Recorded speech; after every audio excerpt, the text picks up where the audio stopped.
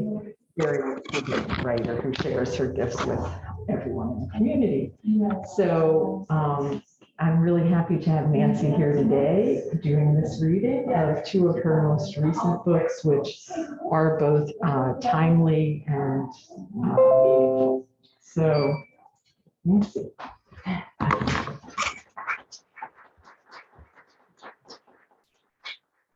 Thank you so much, Priscilla. I can't say enough about our library media specialist in Homer. She is extraordinary, and she's made this a real hub of our community and a real resource for our schools as well. I wanted to say something about why I chose the two books I did today. I have now 12 published books, which sounds like a lot, but over the course of a lifetime, when I couldn't write for many years, and I finally could write, and I was retired, people say, how did you write so much? It was like, how did I stop writing? You know, it's just like the dam broke, and you get to write, you get to express those things that you were holding inside for a very long time. And sometimes the topics pick you. Certainly when my mother got Alzheimer's, and as a result of that tragedy, my father fell down the stairs and died. That topic picked me. I did not go looking for it. I had to write about it. I first had to write about it to deal with it.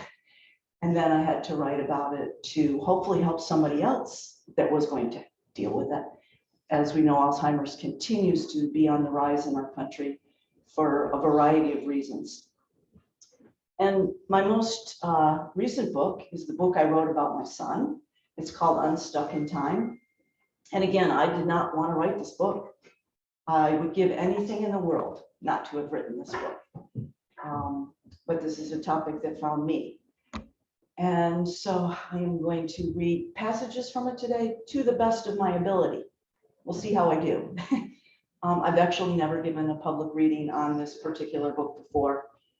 He died in 2019, and for a period of time I did nothing, obviously, and then COVID hit. So I haven't given any readings over this period of time. The other book I would like to read from today is called Nema Najmal on Newton's Mountain, and it's about a mother and child separated in a war and what happens to them.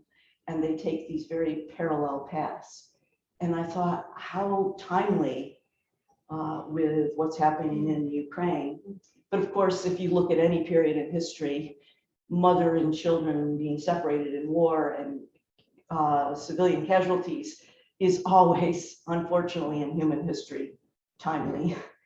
So I'm going to read a little bit from that book as well. And then I want to open it up to your questions and to your comments and anything that you'd like to ask or say. So I'll start with Unstuck in Time. And this is the book, and this is a picture of my son. It was a photograph I took of him. Actually, I took this photograph at my sister-in-law Marilyn's wedding to Bill. And there was just something very haunting about his eyes in the picture. And he always had that little tiny smile. He didn't break out into the big smile, just a little one. And then I asked my artist friend, Matt Sincata, and many of you know the Sincatas, both in Portland and Homer families. He's an artist that he taught school with me at ESM, in ESM High School. And I asked him, is there some way you could make that photograph just kind of continue and then fade out? And of course, he did exactly that, being an extraordinary artist. So any story about a death is always, and first and foremost, and I think last, a story about a life. So this book, while it is about the death of my son, it is very much about the life of my son and about the joy we have in knowing someone and in loving them, even when we lose them, and perhaps even more so when we lose them. We're more aware of it. So I'm going to read just a little bit of the first chapter. And the title is, In All These Other Moments, Blaze is Perfectly Fine. I had 3 children, and then there are 2. Searching desperately, I find a photo. There's a crease near the edge where it was accidentally bent. Here's a picture of my son, Blaze Martin, at age 4. I'm kneeling beside him on the wide dock, attached to our sloping lawn, with the other end of the dock hanging precariously over shallow water. One of the supporting legs is tilted. Blaze is a little boy in the photograph, but he looks skeptical, likely about the possibility of catching a fish, but I was certain he would. My younger self all smiles with anticipation for the day, for his future, because I could not imagine an unfolding of life in which my son does not exist, looking for adventure or the next fish. Deep breath. Looking everywhere for photographs of Blaze, digging through old albums and a drawer filled with loose pictures, I sense a rising alarm. We don't have enough photographs of him, I yell, feeling helpless. What are you talking about, Mom? There are pictures of Blaze in every room, my daughter Nicole said, trying to calm me in the days following my son's death. My lovely second child was right, of course, but what she didn't acknowledge in that moment was why I was so frantic. There would never be enough photographs of Blaze again. I needed to see him everywhere because I could not see him anywhere. Having to rely on memory alone for my son caused such pain that I had to stop and sit and catch my breath every few minutes. I'm acutely aware of the imperfection of our recollections. There is no substitute for a physical being, the present tense. The real person is so very different from our imaginings, from our flawed memories that pick and choose the frame, wrote the great British writer C.S. Lewis in his memoir, A Grief Observed, about the loss of his wife Helen. He too was unsatisfied with memories as his only link to his beloved. What would happen when my humanly flawed memory could not readily bring forth pictures of Blaze's face exactly, his voice, his gestures, his words? Even considering this eventuality causes the kind of fear in which my stomach churned, my head throbbed, my heart appeared to be trying to crawl out of my chest. This physical manifestation of emotional havoc is the reality I experienced again and again and again after the death of my son. Just a little bit of the opening, and I want to read another passage. And here with us today is my friend Linda, who was my father Emerson's secretary for I don't know how many years, but it's 30, okay, a long time. So Linda and I have a good long connection related to all of the family events. So I'm just going to read this one little section. A few years ago, my parents died. My father first in a tragic fall, and my mother succumbed after her lingering illness, Alzheimer's disease. I was, at an older age, an orphan, feeling the way many feel when they've lost both their parents, adrift for an indistinct period of time. There was, however, the realization that both my parents had lived long and joyful, successful lives in which their love for each other was evident and a defining factor. Not minimizing ever the death of my mother and father, the death of my son was an entirely different matter. A substratum catastrophically lower even than sorrow. Going for a drive with my husband Dan on a Sunday morning, I looked for hawks or a bald eagle, if we were really lucky. I thought about Rachel Dickinson's book, Falconer on the Edge. We could try to spot hawks in our region at any time of year, but in the winter, red tails are more likely to wait out the snowstorms perched high in pine trees. I could always find a hawk with a bird's broad wings folded, head tucked, and eyes scanning snow-covered fields for movements beneath white powder. Hawks are said to have 20.5 vision, with the ability to see 5 times further and sharper than humans. No matter how I try to sneak up on resting birds, they always spot me the moment I step toward them. Sometimes I jump out of the car, that Dan had pulled to the side of the road, and I tried to take a photograph. The hawk would fly off at my approach, but I often got a few pictures that are stunning, not the National Geographic quality, but the type I turn really decent amateur photos. I call this activity my winter hawk hunting, although I never hunted anything. I just look for these magnificent predators in winter storms. I never tried to assess why this endeavor soothed me and made me feel more alive. Dan and I drove back from breakfast in December, only a couple of months after Blaze's death. My husband said, "Do you want to look for hawks again?" Our son had been gone for a while, but the idea of pursuing beauty was impossible for me. I said no. I turned down something that I loved, that was beautiful and not harmful in any way. I knew I was in trouble. I'm going to read just a couple more passages. So this gives you a little sense of my son. It has some of his dialogue. Deep breath. Blaze is defending Kobe Bryant, and we're trying to arrive at some understanding. I want my son to see that the young woman involved in a possible sexual assault and rape case could have been telling the truth. The subject came up because Bryant was retiring from the NBA, and all things Kobe suddenly had resurfaced. Blaze was adamant in defense of the NBA star. She refused to testify, Mom. Doesn't that tell you something?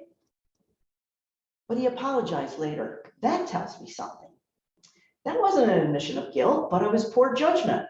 He was apologizing to his family and fans for what he put them through. Look, he's no saint, but her story just doesn't add up. Much of the time, women are telling the truth about assaults. I know, I told my son. I just don't buy this one. People were so wrong to discount the woman, and especially this one in general, especially this one because of Kobe. We are all individuals. There are, however, Mom, societal and sexist patterns we need to be aware of. You don't always have to believe the woman. She might be lying. Too much of what she claimed sounds fishy to me. And you don't always have to believe the man, I answered. I don't, he said. But I knew he meant it because he defended women in similar dynamics in multiple situations. I just think Kobe is a bigger target, he said, because of his profile, his money. He was 24. He didn't handle it well. No, he didn't, I responded. I recalled my verbal clash with my son about when Kobe Bryant's plane went down later, and the basketball star and his daughter were killed. From all accounts, Kobe had been a good father and a champion of girls since becoming a father. I tried to reconcile these stories with that of a suspected rapist, and I too became uncertain.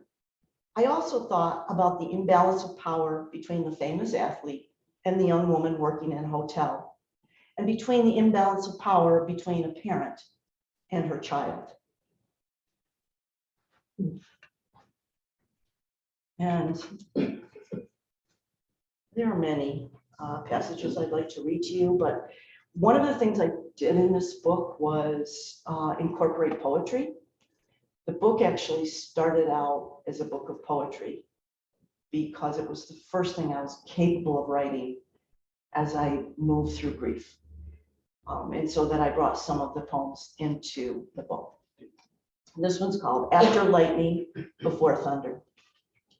In absence, there is expanse. I've lost time, not in a sense as in it's 2 o'clock already.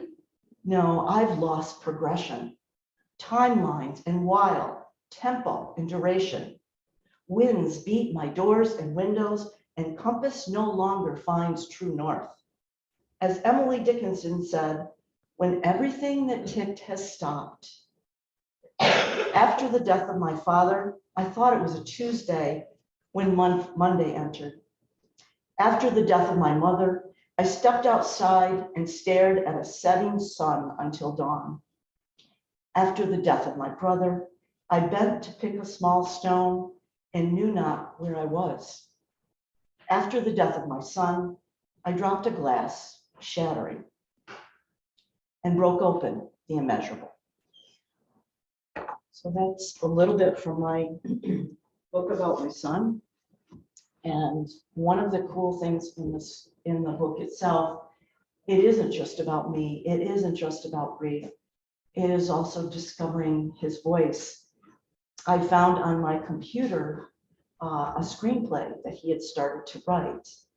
And so I bring a little bit of that into the story too.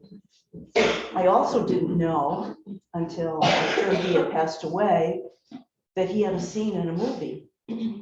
Two of his friends from Portland High School had since moved to New York City, and they are making, well, they've made a movie and are making another one.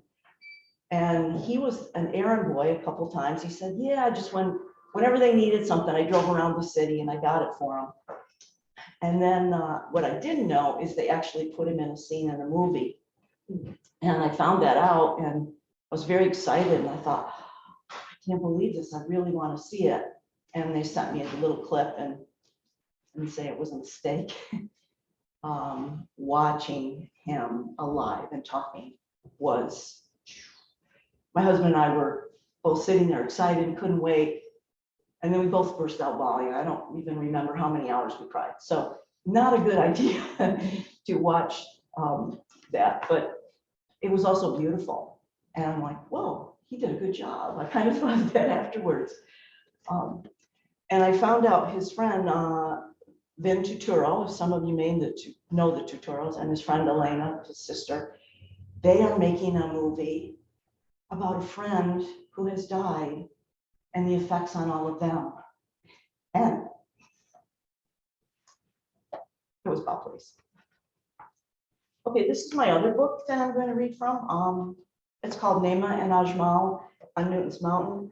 I love this cover. This cover was created by a student that I actually taught at ESM, and I see Pam Harrington in the back that also taught with me. Her name is Katie Mulligan, and she was actually the Scholastic Art Award portfolio winner when she was a senior. And we met for coffee one day, and she was showing me some pictures, and I bought a couple prints from her. I think that was her first official sale. Yeah, her first sale, call herself a professional artist. And I told her about my book, and she wanted to do the cover. So this is a young Middle Eastern woman. I never identified the country it's from. At the time I started at, Syria was embroiled in I don't know, civil war isn't even the right way to explain it because there were so many factors. At one point, Assad was gassing his people, Russia was bombing them, and the US was also bombing. So there was also a lot of factions. What I did know is there were a lot of people caught in this horror and with no escape. And that is what originally got me thinking about this book.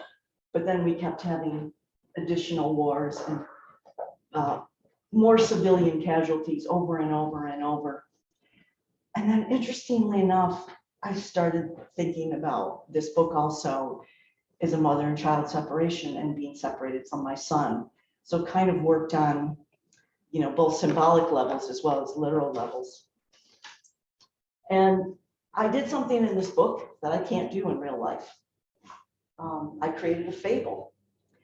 And I created the ending I wanted to create. This is not a memoir. I don't have to have the true ending. So this is a mother and a child who are separated. And I'm going to spoil the ending for you, but I don't think so because they find their way to each other.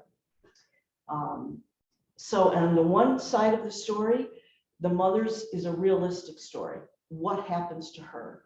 How she survives in this war zone. She becomes an immigrant and she ends up being able to come to the United States.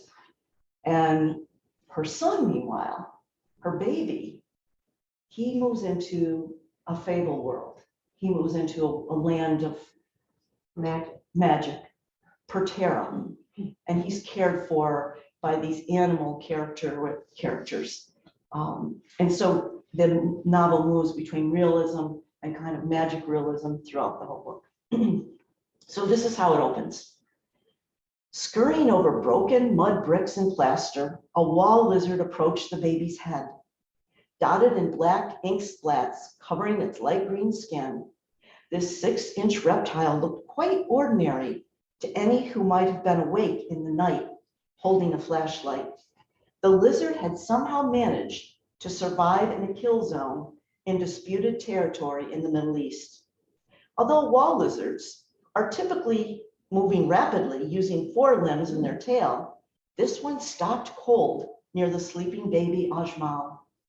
Narrowing its eyes, Akeem the wise studied the boy as if to speak, then stretched out its front claws. In the instant, the lizard made the most delicate contact near the blue birthmark at the corner of the baby's left eye. Ajmal stirred, flapped his arms, kicked his legs rapidly. "Wake up," the lizard whispered in a voice too quiet for most human ears. "Run, run now. You must wake and run." Ajmal instantly opened his large eyes and began to cry with urgency, sending a shiver through his dreaming aunt.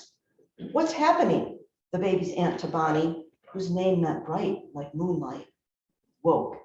She sat up on her mattress that was thrown on a bare floor. "Oh no, get up quickly, quickly," the boy's aunt yelled, brought to consciousness by the child's yell first, then by the noise of distant bombs exploding, unaware of a speaking lizard. "Naima, come at once."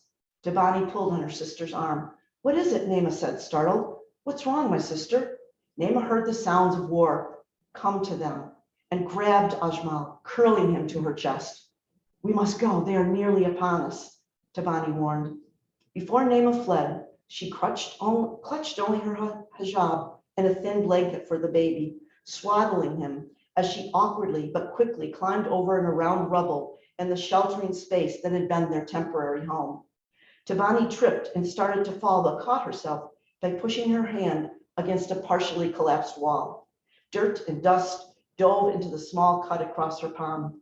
Never yelling in pain, she set her foot and moved, knowing they must leave that crippled building. Naima scrambled down the dirt road, her sister not far behind. Looking down to avoid pot marks in the road, she felt her breathing too rapidly. Detonation of a bomb shuddered through her, causing her an involuntary spasm. Bursting shrapnel split the air with black metal rushing everywhere. Loud voices penetrated, coming nearer. Young mother gripped her infant more tightly as bullets whizzed past like swarming bees. Barefoot in the night clothing, the sisters ran, scarcely speaking. Darkness punctuated only by bursts of startling light flashes.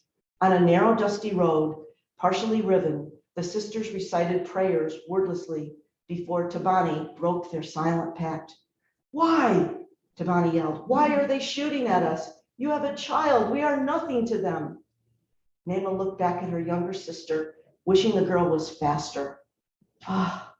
Many thoughts ran through Naima's head in response to her sister's demanding question, but she could not seem to form whole words.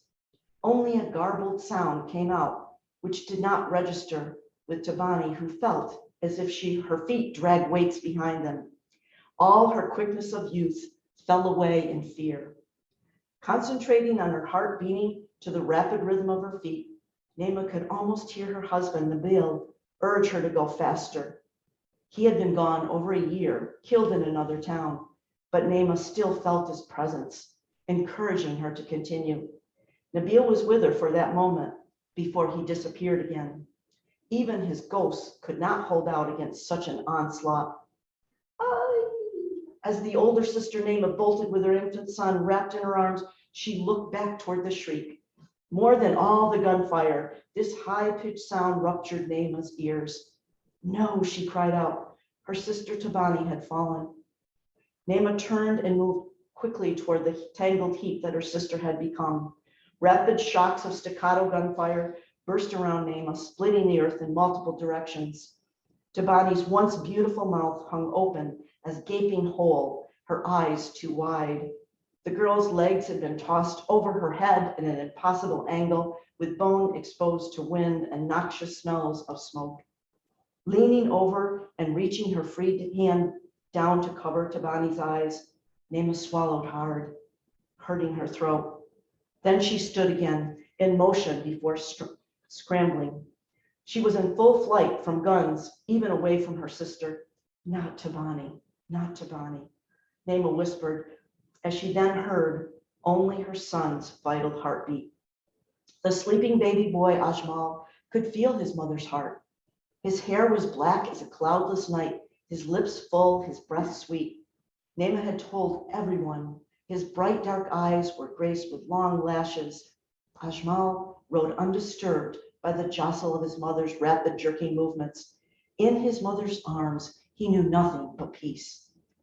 I will not let anything happen to you, my beautiful boy, Naima said to Ajmal as she zigzagged down the road, trying to dodge shrapnel. No harm will come to you, I promise you. Blinding flash again, indiscriminate pain, and burst through Naima. Complete eclipse, fell like a stone. Ajmal flew from Naima's arms. Startled, not frightened, he caught and held his breath as he traveled through the air. He only found his voice when he landed with a plop in a pool of soft, muddy earth and rainwater.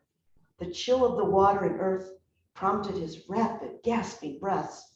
Ajmal's cries instantly rose to screams before his protector landed. Soldiers carrying heavy assault weapons marched past Naima, glancing down at her briefly. One young soldier broke his column, stopped, nudged the woman's body with the toe of his boot to be sure, before shaking his head and fitting back into an irregular line. Faces hardened, beards bushy. The soldiers were covered in black smudge and dirt. They wore no remorse, but a few still wore the blood of their fallen comrades. A command, suddenly silent. The men stopped and listened. They thought they heard something, but they heard nothing but the sounds of their own breathing. They were instructed to continue. Guns lowered at last, they picked up their heads, craning their necks to see if anything moved up ahead. And the next chapter is Ajmal's story. Plop. Ajmal whimpers. They went unheeded until a frog hopped upon him. Like all frogs, the one that landed on the baby's forehead had bulging eyes and smooth, slimy skin. It certainly didn't look intelligent or capable of helping an infant when a rush of air passed through its inflated vocal pouch at the bottom of its mouth. Croak. Ajmal stopped crying at the frog's voice and slippery touch. Ahura Mazda pushed air past his vocal sac again, the second time out of delight with his own song. Fortunately for Ajmal, Ahura Mazda knew what to do with a human baby when it appeared out of nowhere and landed in his domain. In the baby's extraordinary flight, flung from his mother's injured arms, he had crossed into Patera. Welcome, boy. Looks like I'll be busy with you, little one. It was as if Ahura Mazda's entire existence had been intended for this moment. How to feed the infant Ajmal, how to protect the babe from drowning. Again, Ahura Mazda's knowledge was good luck for Ajmal, but babies have many more needs than to be saved from drowning and hunger. Ajmal stirred, kicked his little legs, feeling the weight of the frog. With parachute-like webbing, Ahura Mazda spread a wide foot across Ajmal's forehead and nearly over one of the baby's eyes. Ajmal blinked. Webbed foot remained. The frog noticed the baby's little blue birthmark under the muddy covering. Releasing a foamy mass, frog spawn to be exact, around the baby, Ahura Mazda pushed the baby along. Wiggling little tadpoles ready to hatch out of their egg sacs moved in multiple directions slightly, gently massaging the baby's skin everywhere. Their continued motion of these immature amphibians warmed Ajmal. So that's all. Oh.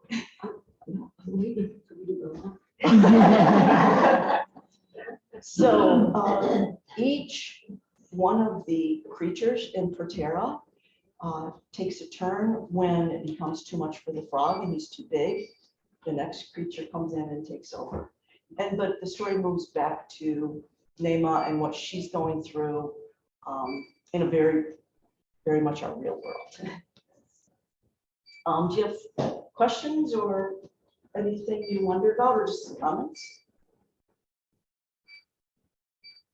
Marilyn?